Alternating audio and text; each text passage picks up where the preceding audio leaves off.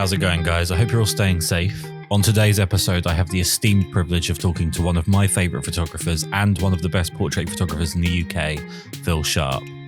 Following on from an episode last week where I discussed influences and favourite photographers and I brought Phil up, he actually responded via Instagram to say thank you, which I was pretty staggered by. It was a wonderful thing to receive. And after a little bit of back and forth, he has graciously agreed to appear on the podcast. So, here we go. I think the obvious place that I want to start is just how you got into photography, what inspired you to get started, and really, did you start photographing people straight away? So when I was younger, I wanted to get into filmmaking more. Like, that was my kind of passion growing up, was more cinema. And I had started a sort of film degree. I wasn't really getting on with it. And so I kind of dropped out of that. And a friend was doing a photography national diploma at Northampton College. So I thought I'd learn about cameras and lenses and that it would be related. So I started doing that and enjoyed it. And I suppose I always felt that there was, it would be, you're less reliant on other people in the photography world. It seems a more realistic kind of way of making a living than being a filmmaker, I suppose. Although I always sort of liked the idea of filmmaking as well, But yeah, so that was the sort of the very start, and then I started working with a guy in Northampton called Rhys Frampton, who is now a very good fashion photographer. But this is going back sort of 17 years. So we both were completely clueless, really, but we sort of, tried to figure it out together in those very early days. And then, just kind of been chipping away at it from then. But in terms of my professional, portraiture has always been how I've sort of seen my work in a professional. It's people are more likely to pay you to take pictures of people than anything else that interests me, I suppose. I'm not particularly interested in sort of still life in terms of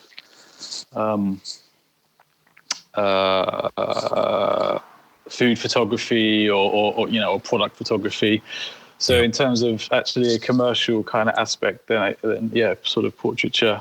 But some of my personal work is not portraiture. So I'm interested in sort of documentary photography or landscape, more sort of urban landscape, that kind of stuff as well. But virtually all of my professional work is portraiture. And who are your main clients at the moment? Is it like actors or models, or who's your main clients?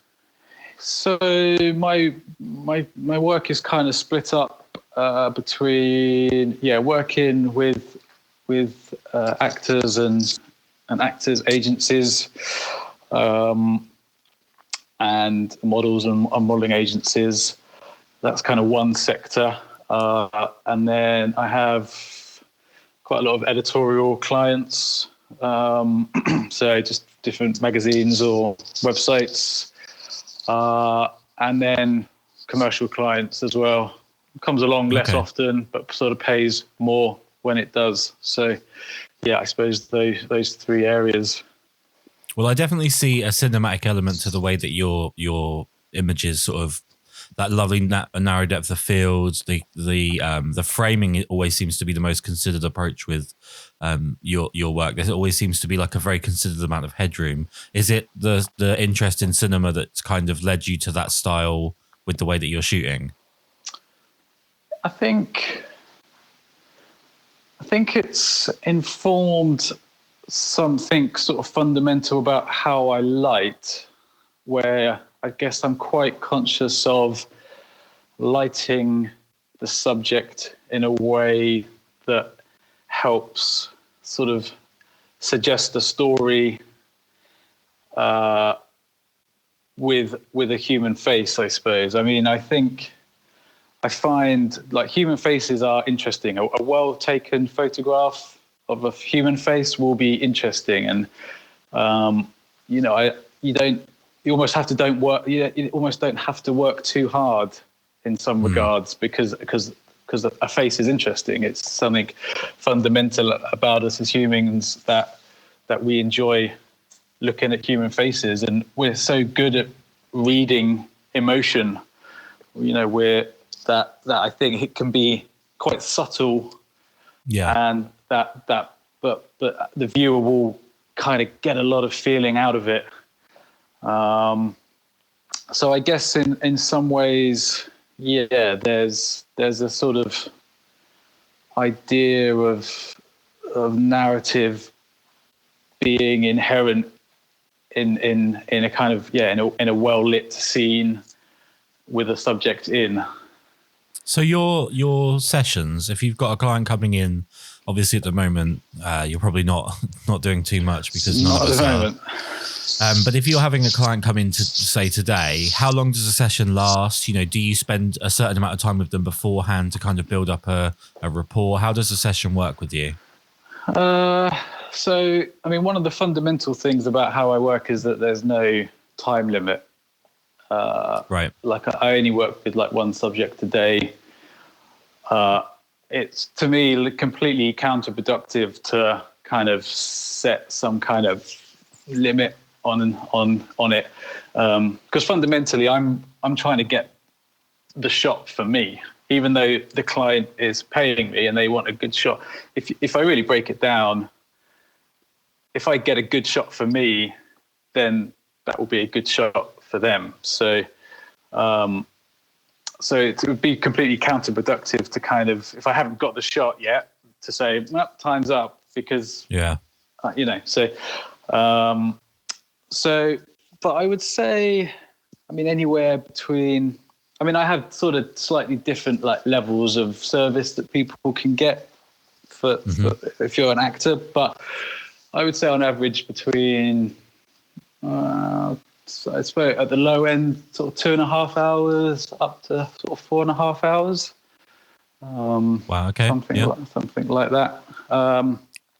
And I mean, you spend a bit of time getting to know somebody before I start shooting, but equally, I'll get to know them as I'm shooting. So, I think each person comes into the room with a completely different energy. So, I think it's important to read that, and sometimes you've got to be very gentle with somebody. And other times people happy just to crack on, no problem. Are you different in the way that you work with someone that's very new to being in front of a camera? So obviously if you're photographing actors, they're used to movement and they're used to it being like a fluid thing, and photos are very different. Are you much more tentative with someone like that than someone that's more experienced? I mean, I think if somebody has even I'm generally not working with anybody that doesn't have any experience at all. So they might not have a huge amount of experience in a sort of photography studio with a still camera. But what I try to encourage is that it's actually not that different. Like, I see it a lot with headshot photographers' websites where they talk about the subject like just being themselves, and that you've got to try and just be natural. But I mean, these are very abstract concepts for a person to try and think about. They don't really make any sense, I don't think. So, right.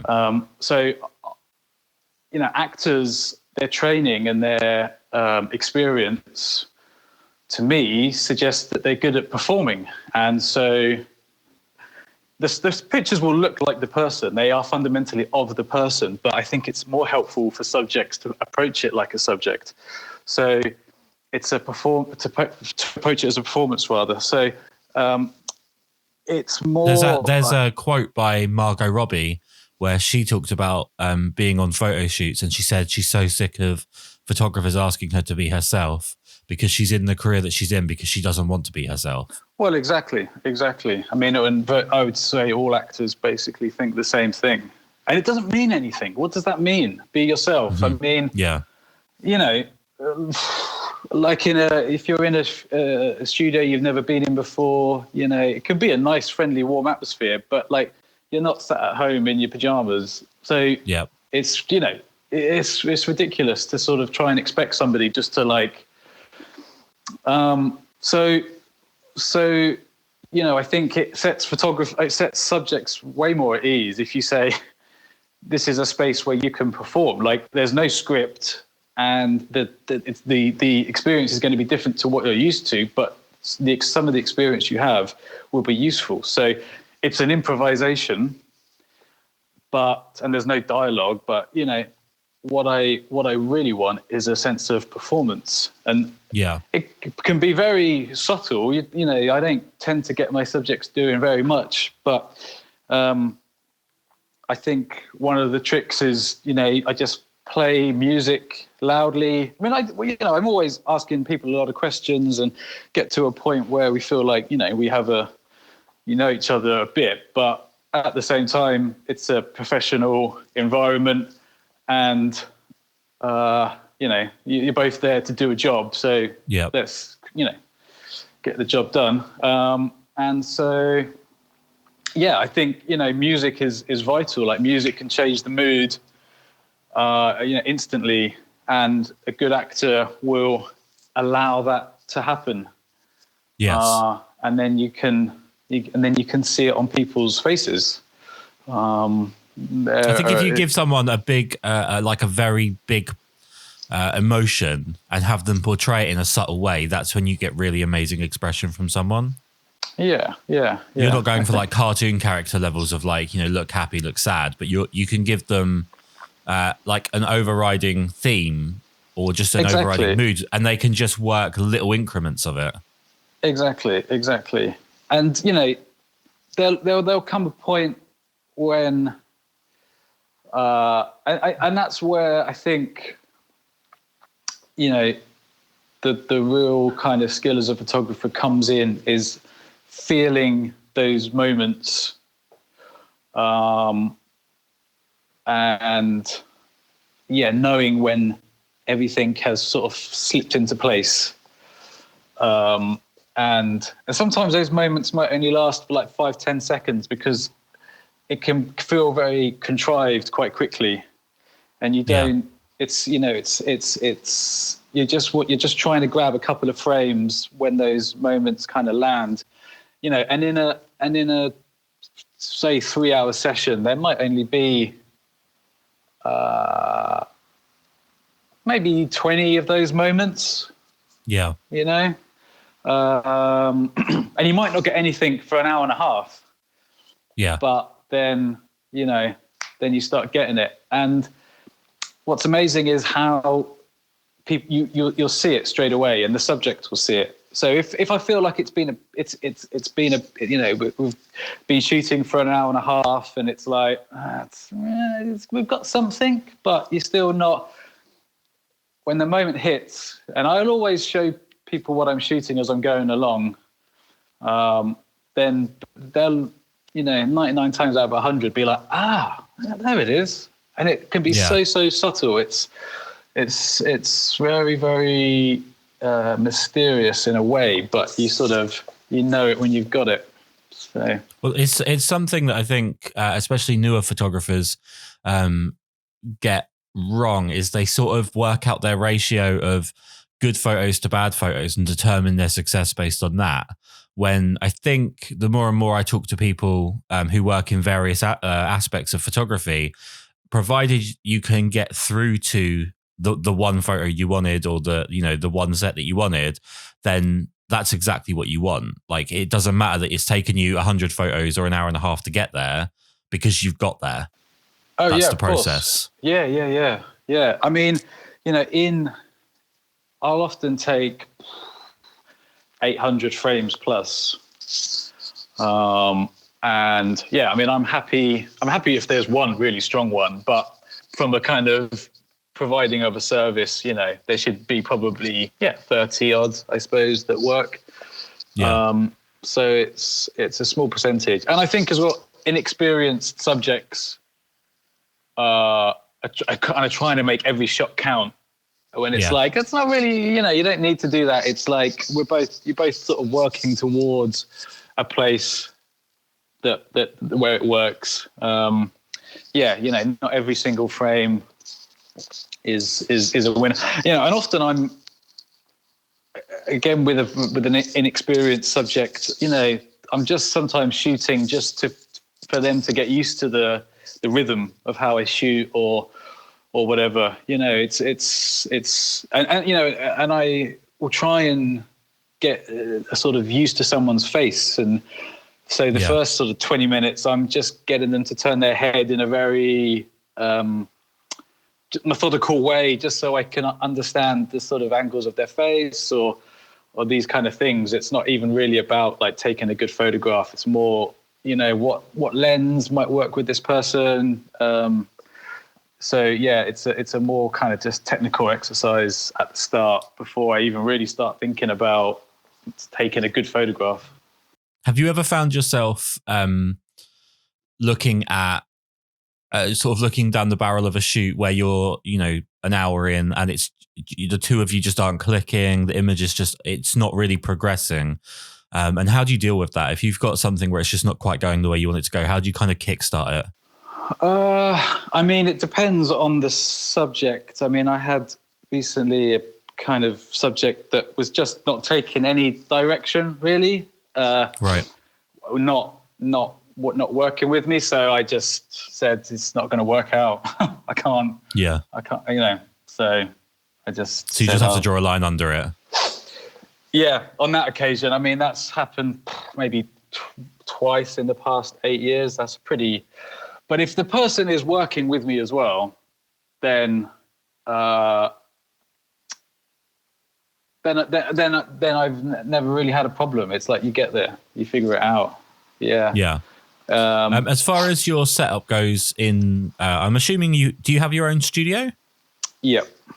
Okay, so take me through your studio, like how you use the space, how many lights you're generally using. So. I mean, it's not huge, about 10 meters by 5 meters, I think. Pretty high ceilings, though, and 2 large south-facing windows, so get plenty of light. I'm up on the 4th floor. Oh, amazing. So, you know, I have a lot of sky with a lot of light coming in. So, So I mean, for the kind of work I do with actors, the key light is often natural light, and then I mean this is constantly evolving, but I suppose this is my current setup. I usually will have a Kino as a kicker, as a little side light. Yep.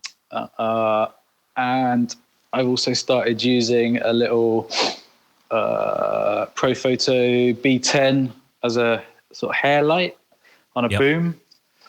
And then it's careful kind of flagging of those lights with polyboards and to make sure everything is, that there's a subtlety is the key element in lots of ways. So, you know, I mean, one thing when I'm looking back at, I'm kind of going through your images now, and I think the first thing that really drew me to your work, and it's such a bizarre thing to kind of focus in on, was actually just your use of headroom. And quite a lot of headshot photographers want very tight shots that are kind of cutting through the top of the head, a little bit of space at the bottom. Whereas some of your images, like I'm looking back now, there are some that are, you know, more headroom than person, and it's really nice. You know, how do you see headroom as being used as like a narrative tool? How do you work out that you're going to put that much headroom in? I mean, I guess the trick is, I don't know. I mean, it's all about making an interesting photograph. So I don't worry too much about it being a headshot or, you know, with sort of what are the conventions of that particular form are fairly irrelevant, because it's, 2020. Is it an interesting photograph? Like that will, that's what's important. So, but I mean, the specifics, I mean, I think it is just about some sense of just balance, or how I sort of feel about the subject, I suppose. It's not something you approach from the point of view like of wanting it to be your style. It's actually just how you feel in the moment taking the photo. Yeah. I don't. It's not a like the sort of the headroom thing. I mean, I tend to use certain crop ratios as a rule. So either 10:8 or sort of 5:7 as a sort of different ratios. But yeah, in terms of the actual positioning of the subject within the frame, it's there's no overriding kind of stylistic choice. It is just dependent on the subject. Okay. It's just something that I think especially when you have clients, you see a lot of people try and fit a certain mold, and try and make sure that you're kind of ticking all the boxes you've seen other people tick the boxes of. Whereas your work, in terms of color and composition, just seems to be very, very different from a lot of people I see in the same wheelhouse. If I could change gears a little bit, what are you using in the way of like camera, lenses, and so on? So at the moment, I'm using a Fujifilm GFX 50S, and I use the Fujinon 110 and 63mm, and then I use Zeiss Otus 85mm and 55mm, and I've just started adapting a couple of Leica lenses. I've got a 35mm f2, and a 75mm 2.5 Leica lens. And have you always shot medium format? No. I mean, when I started, 15 odd years ago, 20 years ago, I was using Mamiya RZ, sort of pre-digital age. But yeah, and I was using a camera called a Kodak 14N, which was a very early digital. At the time, it was the sort of highest resolution digital camera you could get, 14 megapixel SLR.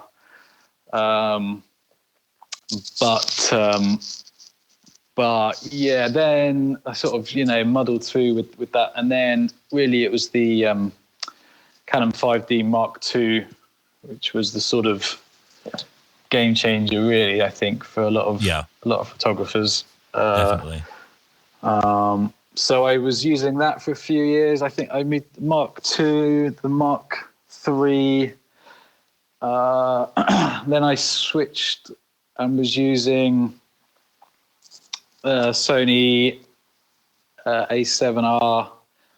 I used an A7R Mark II. Yeah, and then I switched to Fuji. So did you find the switch to medium format helped you get closer to the look of the image that you were after? Yes. So I feel like because I shoot very closely and in a very kind of clean style, that I really squeeze everything out of the equipment that I use. Like you can see it in the pictures.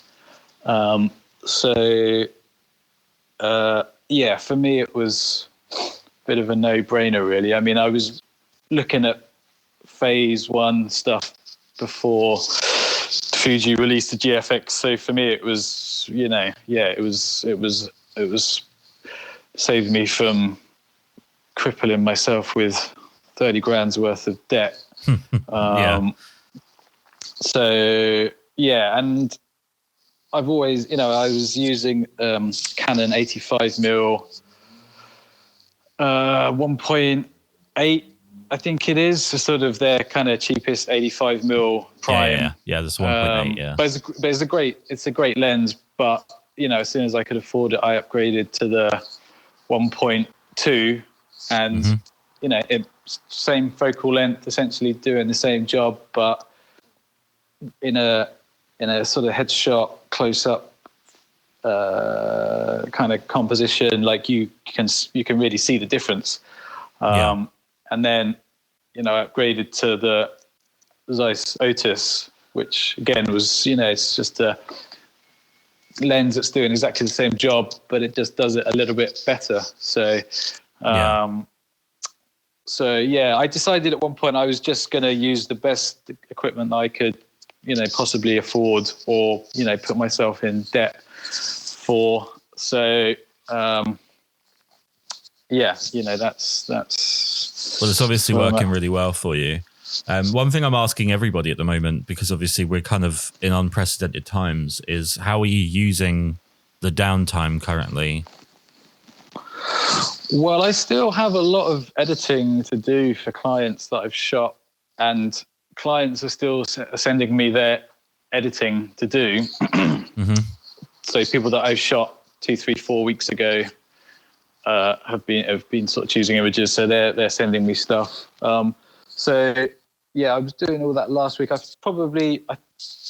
the end of this week, I think I shall be sort of clear of all my work, and then I will be sorting out my studio. I will be tinkering with my website.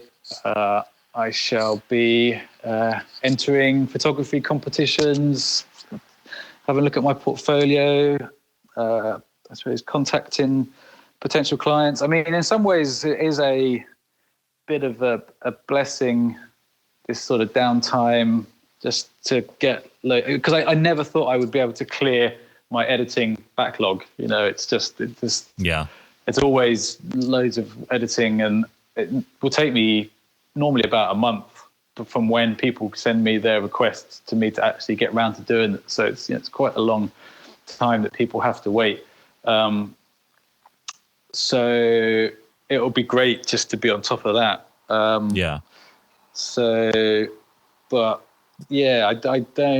lucky in that my studio is in the same building as where I live, so I can, be at home or be in my studio very easily. So I do have one question, because I've noticed, looking back at your work, that you shot John Kerry. And how did that come about? What was that like?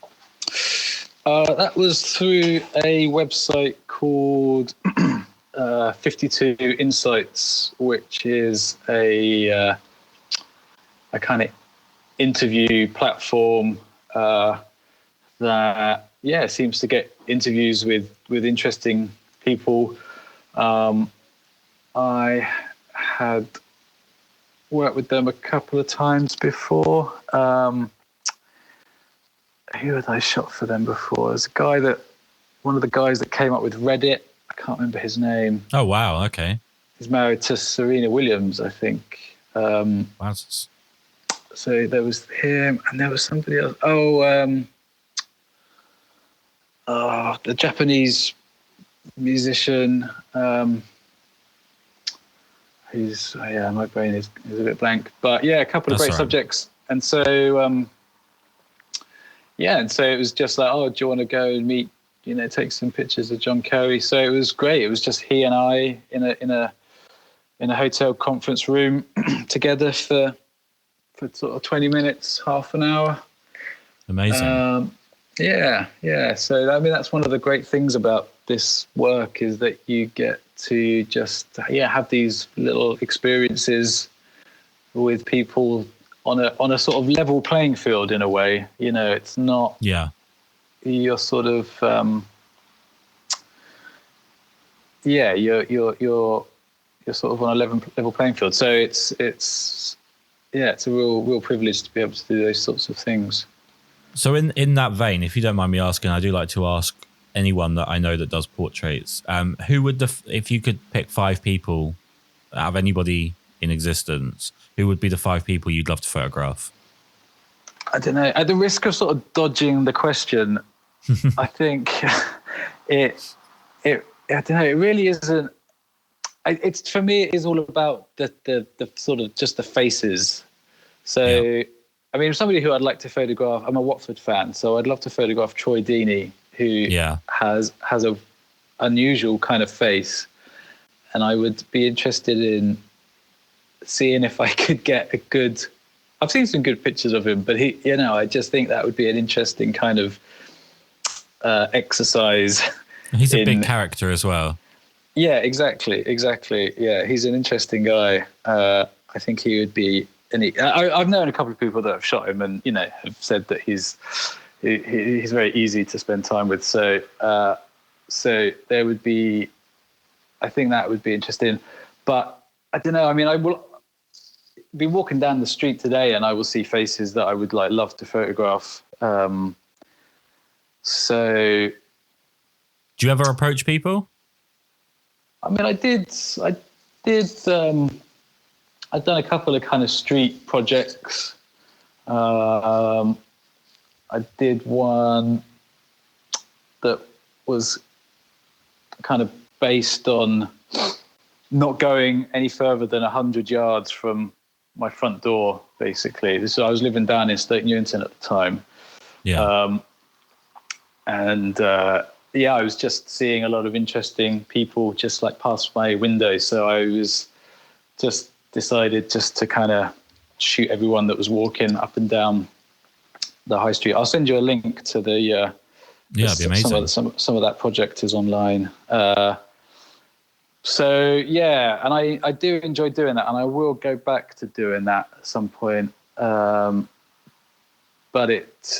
that is a different kind of psychological battle in a way, because obviously you're sort of breaking the social contract in those contexts, and I think people love that sort of work because it is so hard to do. It's it's approaching strangers and asking to take their picture. It's, a lot of people understandably sort of find it hard to do, and I do. But once you're kind of in the mode of doing it, it's actually a huge amount of fun and kind of weirdly addictive in a way. So I kind of get the feeling that once this kind of pandemic is kind of out of the way, that might be the first thing that I sort of throw myself into as a way of kind of reconnecting a bit and getting a sense of where people are at. And I kind of feel like people will be open to it as well. Yeah, I think this has created more of a sense of community, right? Yeah, I kind of almost feel like, we don't know how it's going to work, but say day one, everyone's back on the streets. If you're out there with a camera, people will be coming up to you and being like, "Hey, what are you up to?" Yeah. Which happens in some countries. The US is a bit more like that when I've kind of been over there, but in the UK, we're a bit more reserved. But I kind of feel like, at least to begin with, everyone will be a bit more like, I don't know what the word is, but a bit more open to that kind of thing. I think people will just be very enthusiastic and positive when they first come out, before things kind of slip back to being typically British, where we're all quite reserved and pessimistic. Yeah. I think so too. I think there'll be some kind of deep underlying changes in our psychology that will be very, very subtle. But I feel like everything, they'll be very, very different for a while, and then everything will revert to, how things were. Yeah, I don't think it's like a permanently altering societal thing. It's just going to be, initially, everyone's just going to be so happy to be back in the real world and happy to be back out there that, you know, that everyone will be positive and just happy to be through it. Yeah, exactly. Yeah. Well, I want to say thank you so much for doing this. I know obviously it's a crazy time to be talking to a random stranger on a phone about photography, but last week I named you as a photographer of influence of mine, one of my favorite photographers, and you reached out to say thanks. I wasn't expecting anyone to even acknowledge it, so that was really nice of you, and you've been kind enough to do this. So what I want to do is make sure that everyone knows where they can find your work. So websites, Instagram, and so on. Where can they find you? So my website is philsharp-photo.com. Yep. And just Instagram is at philsharp with no E. So you can find me there as well. Would you also like to plug your second Instagram? Well, there's a link to that on that's just philsharp.2. So yeah, there's a link to that in the bio of my main Instagram account. But I don't know. I think both are definitely worth a follow. Oh, well, thanks. No, honestly, it's been amazing to have you on. Thank you so much. I really appreciate it. And hopefully when all this is over, we get to see lots and lots more of your photos. Well, there'll be lots more to come over the next few weeks as I edit my backlog. So yeah. That's going to help us get through things, I think. Thank you so much. No worries, not at all. Pleasure. I once felt I'm done with the defense. Drove back and climbed over your fence. Had to show you that I was a mess. So you were shrugging your shoulders. I'm closed off, that's what I told you. Soon enough, everything started to change. There's no going back, there's no going back to your old life. Not living in the past, we're over that. I'm feeling it tonight, riding on the dizzying heights.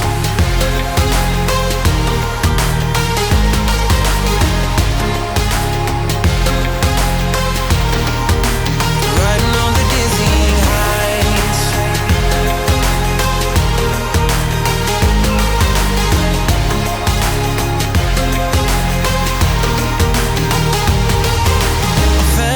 Like nothing could stop us. Sunsets, remember the colors. They were wrong, it was way more than a dream.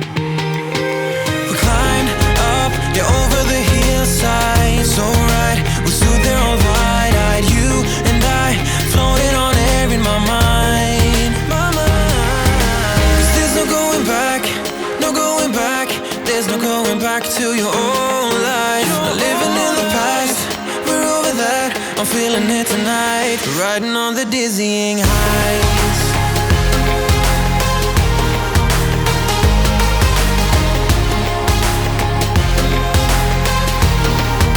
I'm standing on the dizzying heights.